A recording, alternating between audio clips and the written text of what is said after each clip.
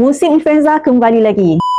Lately ni ramai sangat datang kat Farmasi Kaisar. Dia mengadu batuk, selsema, demam, cepat letih. Kalau anda ada simptom-simptom macam ni, kena hati-hati, mungkin itu adalah influenza. Virus yang serang saluran pernafasan kita melalui hidung, tekak dan paru-paru. Sebenarnya rawatan utama bukan hanya ubat.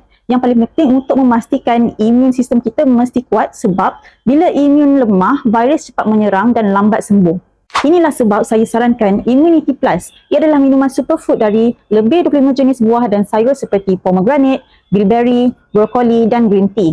Yang menarik, ia tinggi dengan nilai ORAC malah jauh lebih tinggi dan kuat daripada vitamin C biasa. Antioksidan boleh bantu untuk neutralisekan radikal bebas, kurangkan peradangan dan aktifkan sel imun supaya badan cepat lawan jangkitan.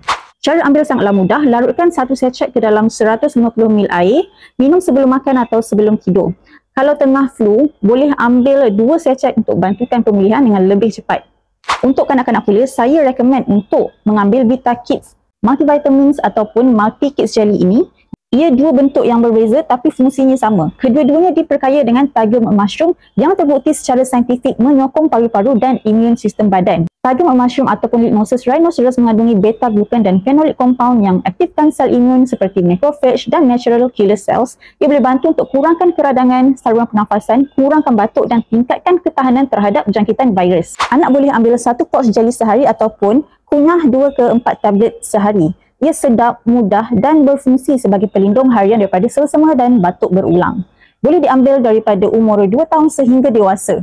Akhir sekali, vitamin C, rutin, D3 dan zinc. Ia adalah gabungan yang lengkap untuk meningkatkan fungsi sel imun iaitu penyerapan nutrien, melindungi tisu daripada kerosakan radikal bebas.